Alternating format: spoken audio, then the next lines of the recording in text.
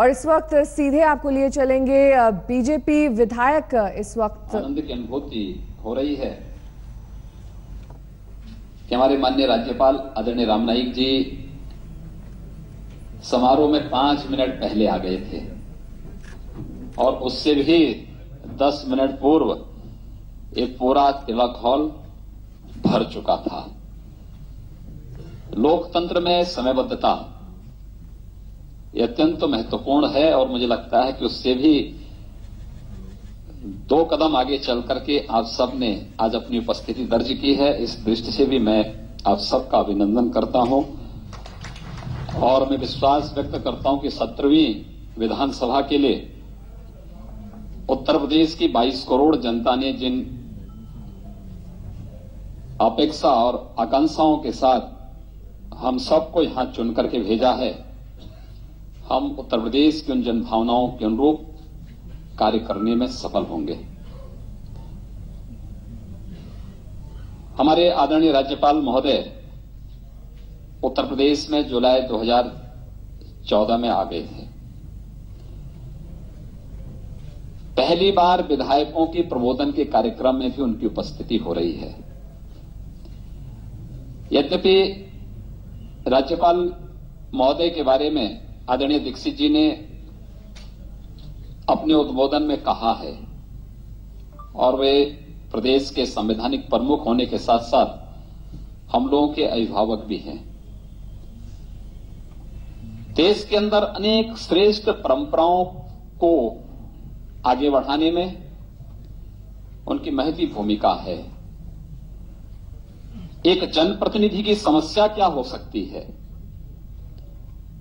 हम व्यक्तिगत रूप से अनुभव करते हैं, लेकिन कोई हम पर उंगली न उठा दे इस कारण से हम लोग व्यक्त नहीं करते।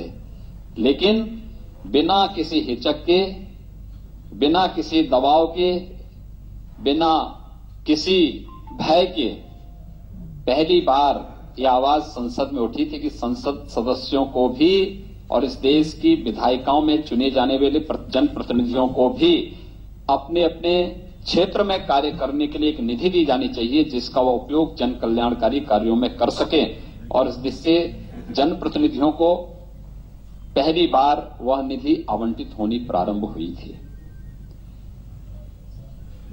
राष्ट्रगीत के बारे में यहां पर आदरणीय दीक्षित जी ने पहले ही बताया, माननीय राज्यपाल महोदय के कारण ही वह देश की संसद में, विधानसभाओं में इसकी परंपरा शुरुआत हुई। अनेक श्रेष्ठ परंपराओं को उन्होंने आगे बढ़ाया और आप सबको कभी राज्य भवन में जाने का अवसर प्राप्त होता होगा। अपनी एक एक गतिविधि को हमारे आदरणीय राज्यपाल महोदय नोट करके रखते हैं, स्वयं करते हैं और अपनी डायरी मेंटेन करते हैं और फिर हर सप्ताह कितने लोगों से मुलाकात हुई है, कितने कार्यक्रमों में गए हैं, कितने में पिछले वर्ष की तुलना में इस बार कितना अधिक है, कितना कम है, इन सब का भी रिकॉर्ड उनके पास होता है। मुझे लगता है कि सार्वजनिक जीवन में कार्य करने वाले किसी भी व्यक्ति के लिए अपनी पारदर्शिता के लिए, सुजीवन की शुचिता के लिए यह अत्यंत महत्वपूर्ण पहलू है और इस दृष्टि से आज हम सबको यहां पर उनका मार्गदर्शन प्राप्त होगा। मैं अपने माननीय राज्यपाल आदरणीय राम नाईक जी का अभिनंदन करता हूं कि जिनका नए सदस्यों को मार्गदर्शन आदरणीय राज्यपाल महोदय का मिलता है। अक्सर जो हमारे राज्यपाल महोदय होते हैं वे अक्सर इस प्रकार के कार्यक्रमों में जाने से परहेज करते हैं, क्योंकि राज्यपाल को तो या राष्ट्रपति को तो संसद या विधानसभा सत्र के वर्ष के पहले सत्र को, संयुक्त अधिवेशन को संबोधित करने के लिए अपने अभिभाषण के माध्यम से आना ही पड़ता है।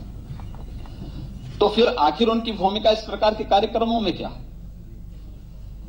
लेकिन यह हम सब के लिए हर्ष का विषय भी है और गौरव का विषय भी है कि जब हम लोगों ने इस बात का अनुरोध आदरणीय राज्यपाल महोदय के सामने रखा कि नए चुने गए 238 हमारे जो विधायकगण हैं उन्हें आपका मार्गदर्शन प्राप्त हो, तो उन्होंने सहर्ष अपनी स्वीकृति दी। आज हम सबके सामने यहां पर वे स्वयं उपस्थित हैं।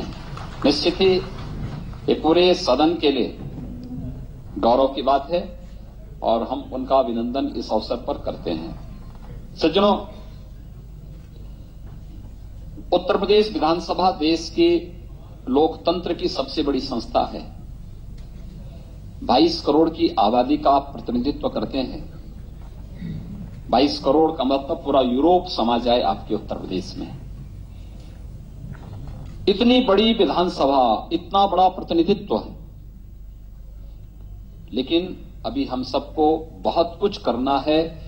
इतने बड़े लोकतंत्र के अनुरूप उत्तर प्रदेश को बनाने के लिए जो कुछ किया जाना चाहिए, मुझे लगता है कि उस प्रकार का आचरण अगर हमारे सदन में होने लग जाएगा तो सचमुच उत्तर प्रदेश की तकदीर भी और तस्वीर भी बदलने में कोई देर नहीं लगेगी। और यही कहने के लिए मैं आज यहां पर आया हूं कि उत्तर प्रदेश में बहुत संभावनाएं हैं। जब हम लोग उत्तर प्रदेश की बात करते हैं तो उत्तर प्रदेश में मुझे लगता है कि प्रकृति और परमात्मा की असीम कृपा है इस उत्तर प्रदेश पर। लेकिन हम लोगों ने प्रकृति और परमात्मा की उस कृपा का स्वाभाविक रूप से उस रूप में उपयोग नहीं किया है जिस रूप में उसे होना चाहिए था। कोई बात तो होगी। लोकतंत्र में विधायिका का अपना महत्व है और जिस 3 पायदान पर लोकतंत्र खड़ा है, इसमें संसदीय लोकतंत्र में विधायिका की भूमिका को कोई नकार नहीं सकता है। लेकिन विधायिका के सामने एक विश्वसनीयता का संकट भी खड़ा हुआ है। और विश्वसनीयता का जो संकट खड़ा होता है, अक्सर आप देखते होंगे, और मैं अक्सर इस बात को महसूस करता हूं, और महसूस किस रूप में करता हूं। एक बार मुझे एक वर्षा के साथ मेरा एक बात को लेकर हल्का विवाद हुआ। एक संसदीय कमेटी में हम लोग गए थे। वे पहले नौकरशाह थे, बाद में सांसद हो गए थे, हमारे साथ कमेटी में थे। नहीं, उस समय वह कमेटी के किसी कार्यक्रम में वह आए थे, उस समय संसद नहीं थे। तो उन्होंने बहुत अटपटी बात हमारे माननीय सांसदों के प्रति की, संसदीय परंपरा के प्रति की। तो मैंने उनको टोका और मैंने उनसे इस बात को कहा, मैंने कहा मैं आपकी बात से सहमत नहीं हूं। मैंने कहा कोई संसदीय लोकतंत्र में कोई एक संस्था ऐसी है कि जो सचमुच जवाबदेह है तो वह विधायिका है। उन्होंने कहा कैसे आप कह रहे हैं? मैंने कहा भी अगर हम जिस जनता ने हमें चुना है, जिस उद्देश्य से चुना है, उसके अनुरूप कार्य नहीं करेंगे तो हमें 5 साल में जनता के बीच में पुनः जाना होता है। जनता पुनः तय कर देती है कि हम जवाबदेह हैं या नहीं हैं। अगर नहीं है तो जनता को अधिकार है कि हमें फिर से वापस भेज दे, हमें फिर से न चुने। लेकिन क्या अन्य जगह है? हम क्या उम्मीद कर सकते हैं कि किसी न्यायाधीश को एक बार बना देंगे तो न्यायाधीश 5 साल के बाद पुनः जनता के बीच में जाएगा? कभी नहीं। क्या हम किसी अन्य संस्था के बारे में, कार्यपालिका से जुड़े हुए किसी अन्य उस पर इस बात को कह सकते हैं? कभी नहीं। आखिर यह उस विधायिका पर आप उंगली उठा रहे हैं। और फिर मैंने उससे कहा, मैंने कहा इस देश में न्यायपालिका से रिटायर होने वाला व्यक्ति भी चाहता है कि मैं सांसद बन जाऊं, आर्मी का जनरल भी चाहता है मैं सांसद बन जाऊं, कोई बड़ा नौकरशाह भी चाहता है कि मैं सांसद या विधायक बन जाऊं। लेकिन उंगली फिर भी उन्हीं पे उठती है, विधायक पे, सांसद पे। ये उंगली क्यों उठती है? लेकिन है कुछ तो बात है। जहां संभावनाएं हैं वहीं पर उंगली उठने की गुंजाइश भी होती है। और मुझे लगता है और कुछ अच्छा किए जाने की आवश्यकता है, और वह संदेश हम दे सकते हैं अपने सदन के माध्यम से। सदन एक मंच है, आपको अपने आप को निखारने का एक बहुत सुंदर स्थान है, जहां पर आपके द्वारा कही गई बात आने वाली कई पीढ़ियों के लिए मार्गदर्शन का कार्य कर सकती है। आने वाली कई पीढ़ियां उसको देखेंगी, क्योंकि वह तो फिर जो आपने कही बात, वह आने वाले समय में इस विधानसभा की प्रॉपर्टी होगी, विधानसभा की लाइब्रेरी में जाएगी। लाइब्रेरी में कभी आपके बारे में या किसी उस मुद्दे के बारे में कोई व्यक्ति, कोई रिसर्च स्कॉलर कुछ शोध करना चाहता है, उसके बारे में कुछ कार्य करना चाहता है, तो कहीं ना कहीं आपके द्वारा कही गई बातें उसके सामने आएंगी और फिर आप क्या हैं क्या नहीं हैं तब नहीं देखेगा। आपके द्वारा क्या कहा गया, किस प्रकार का आचरण किया गया, वह आपके व्यक्तित्व का निर्माण आने वाली पीढ़ी के सामने प्रस्तुत करेगा। इसलिए इस बात को हमेशा ध्यान रखने की आवश्यकता है।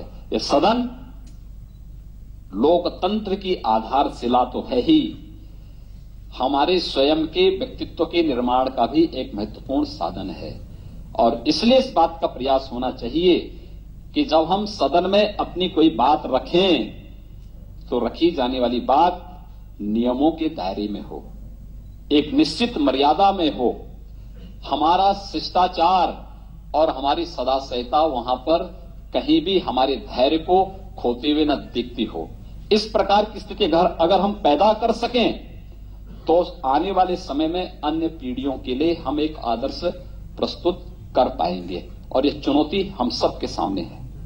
मैं इस बात को देखता हूं, अक्सर मैंने इस बात का अनुभव किया है कि अगर हम नियम के दायरे में कोई बात सदन में रखते हैं, बहुत चिल्लाने की बजाय, शोरगुल करने की बजाय, बैल में आने की बजाय, अगर हम एक दायरे में रह करके नियम के अंतर्गत अपनी बात को कहते हैं तो ज्यादा महत्वपूर्ण होती है, ज्यादा प्रभावी होती है और उसके माध्यम से हम बड़ी से बड़ी समस्याओं का समाधान का मार्ग निकाल सकते हैं।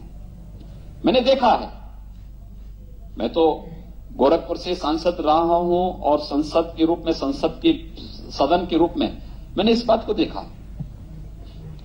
जब हम लोग संसद में नियम के दायरे में रह करके जब कोई बात भाग रखते थे वो प्रभावी होती थी, उसका समाधान निकलता था।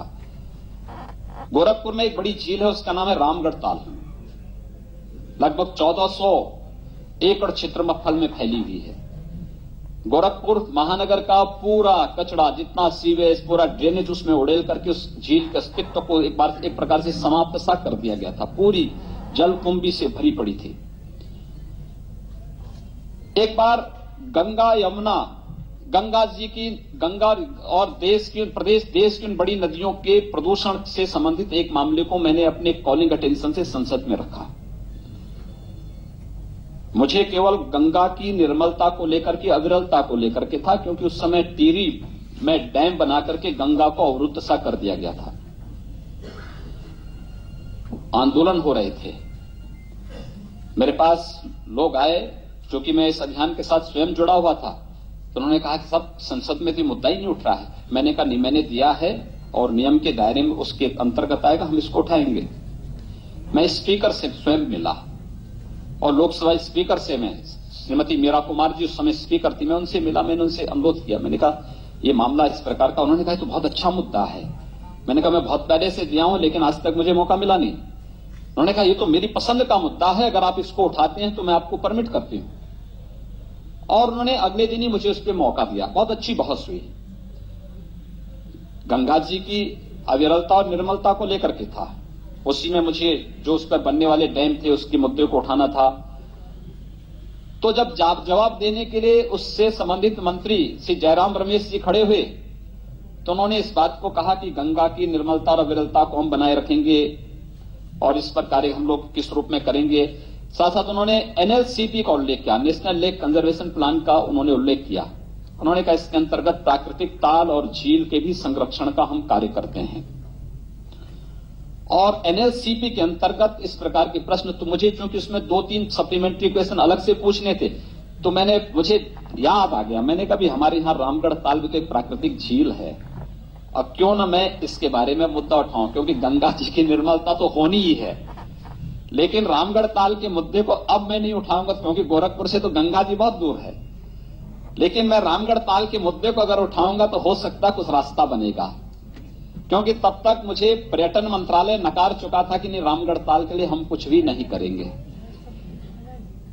तो जैसे मैंने रामगढ़ ताल का उल्लेख किया, मैंने कहा एक प्राकृतिक झील है, 1400 एकड़ में फैली हुई प्राकृतिक झील है, इसके संरक्षण के लिए क्या एनएलसीपी में आप किसी योजना को हमारी स्वीकार करेंगे?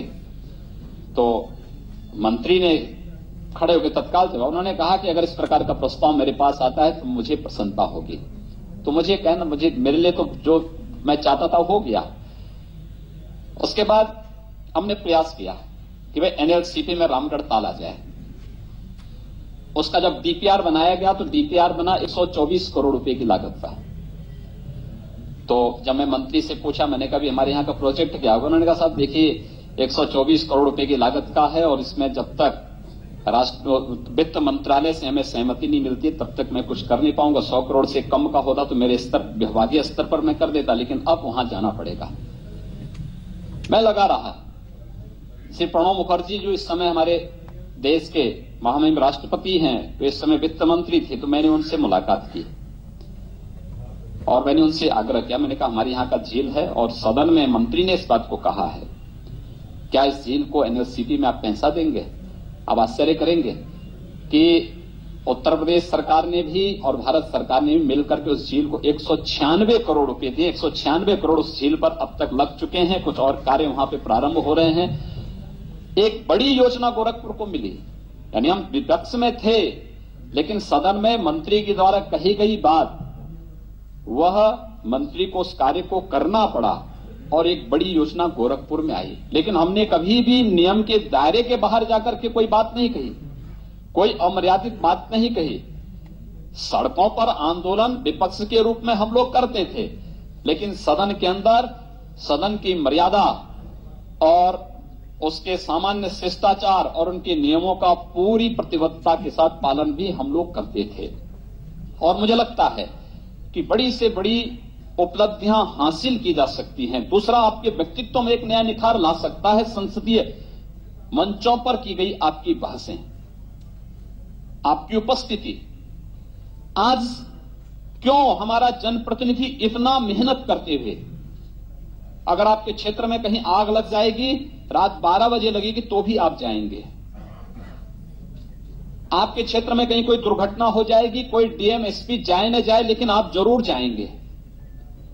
आपके क्षेत्र में कहीं जल जमाव हो जाएगा तो आप जाएंगे, कहीं किसी के सामने कोई समस्या हो जाएगी तो आप जाएंगे, कहीं कोई मरनी करनी हो गई तो भी आप जाएंगे, कोई गरीब व्यक्ति आपके पास आएगा, आपके पास पैसे का कोई साधन नहीं तो भी आपको अपने खर्चे से पैसा काटकर उसको सहयोग करना ही है। इससे बड़ी जवाबदेही और क्या है? आप जा रहे हैं, हर संकट में खड़े हो रहे हैं, लेकिन उस सब के बावजूद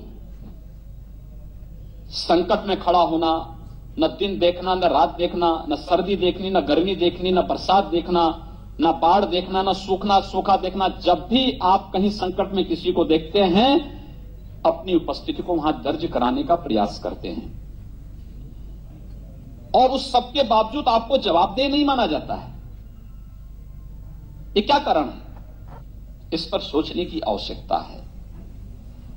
और यह एक जो व्यवस्था है या विश्वसनीयता का जो संकट हम सबके सामने खड़ा हुआ है, इसमें कहीं ना कहीं सदन में हमारी अनुपस्थिति भी एक कारण है।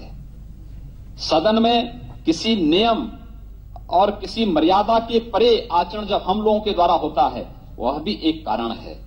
और तीसरा, जो जनप्रतिनिधियों पर अक्सर भ्रष्टाचार के आरोप लगते हैं, यह भी उसका एक कारण है।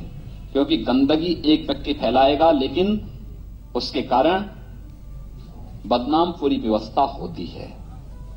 कैसे हम इस विधायिका को, कैसे हम अपने संसदीय लोकतंत्र को, कैसे संसदीय लोकतंत्र में चुने गए एक एक जनप्रतिनिधि को हम विश्वसनीयता के प्रतीक के रूप में स्थापित कर सकें, इस चुनौती को हम सबको स्वीकार करना होगा और फिर उसके अनुरूप आचरण करना होगा। यह प्रबोधन का कार्यक्रम इसी उद्देश्य से है। बहुत आप देखेंगे कि जो इतनी मोटी मोटी पुस्तिकाएं आपके सामने हैं, जो नियमावली हैं, अध्यक्ष के निर्देश हैं, इन सबको बहुत पढ़ने से काम नहीं चलेगा।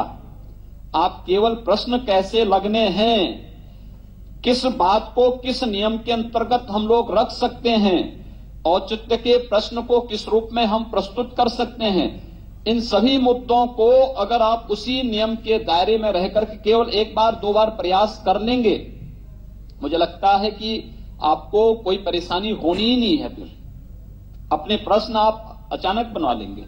शुरू में जब हम लोग संसद में गए, हम लोगों को परेशानी होती थी। हम भारतीय जनता पार्टी के संसदीय कार्यालय में बैठ करके सीखते थे कि कैसे 0 आवर की नोटिस देनी है, कैसे रूल 377 की नोटिस दी जानी है, कैसे कॉलिंग अटेंशन की नोटिस दी जानी है, कैसे एडजॉर्नमेंट मोशन की नोटिस हम लोगों को देनी है, कैसे हमें प्रश्न लगाने हैं, कैसे हमें अपने निजी विधेयक प्राइवेट मेंबर्स बिल जो होते हैं उसको कैसे हम लोग तैयार करेंगे। ये तमाम ऐसे थे जिसको हम लोग वहां सीखते थे। मुश्किल से हम लोग 2-3 दिन के अंदर इन सभी प्रक्रियाओं को सीख गए। और आप आश्चर्य करेंगे कि जब संसद सत्र प्रारंभ होता था, मैं स्वयं अपना प्रश्न स्वयं अपने हाथ से बना के तैयार करता था और 4-5 घंटे के अंदर मैं अपने 150-200 प्रश्न बना करके तैयार करके रख देता था और अपने टाइप राइटर को दे देता था कि भाई देखो इसको टाइप करके वहां तैयार कर दो और मुझसे साइन करवा देना। यानी कोई समस्या ही नहीं होती थी। केवल फिर हम लोग बोल देते थे कि भाई इस नियम के अंतर्गत मेरा ये प्रश्न लगा, ये प्रश्न मेरे इस रूप में, ये मेरे स्टार्ट क्वेश्चन होंगे, ये अनस्टार्ट क्वेश्चन होंगे, या इस नियम के जाएंगे, ये कॉलिंग अटेंशन में जाएंगे, इस रूप में जाएंगे। केवल 4-5 घंटे बैठ करके हम इन सारे कार्यक्रमों को एक साथ संपन्न करके वो कर देते थे। बस थोड़ा सा प्रयास किए जाने की आवश्यकता है। और इसलिए हम लोग चाहते हैं, हम लोगों की हार्दिक इच्छा है कि उत्तर प्रदेश विधानसभा देश की सभी विधानसभाओं के लिए एक आदर्श बन सके, उस प्रकार का माहौल। किन्हीं कारणों से उत्तर प्रदेश विधानसभा में कार्य ठप पड़ा रहा है। जिस विधानसभा को वर्ष में कम से कम 90 दिन चलना चाहिए था, वो विधानसभा 25 दिन 30 दिन बामुश्किल चल पा रही थी। फिर से क्या हम 90 दिन चलाने की इस परंपरा को पुनः स्थापित कर पाएंगे? यह भी एक चुनौती होगी।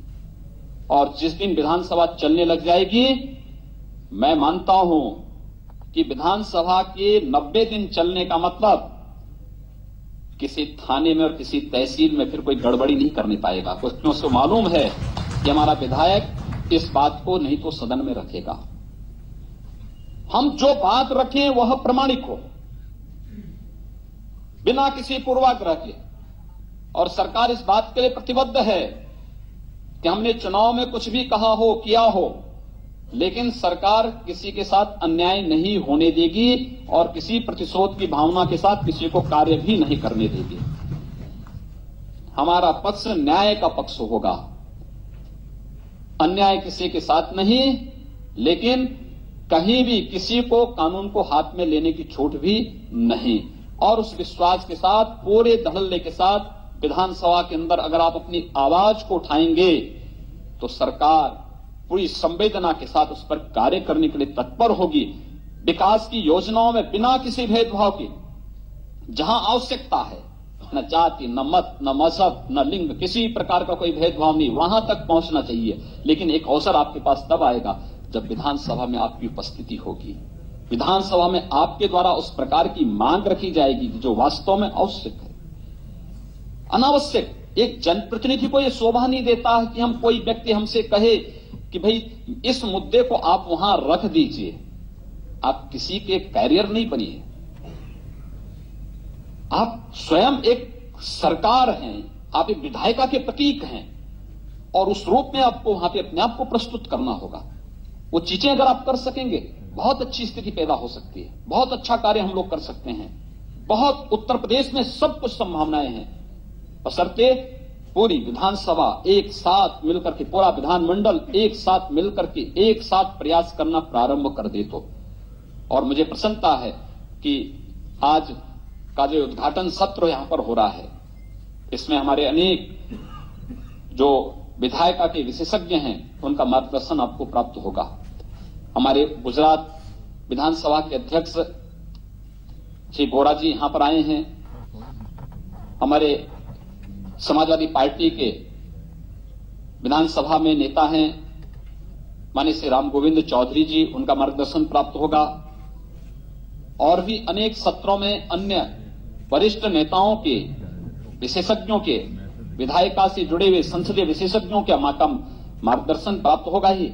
और कल समापन कार्यक्रम में समारोह कार्यक्रम होगा, उसमें लोकसभा की स्पीकर हैं आदरणीय सुमित्रा महाजन जी का मार्गदर्शन प्राप्त होगा। कैसे देश की संसद अच्छे ढंग से चल रही है।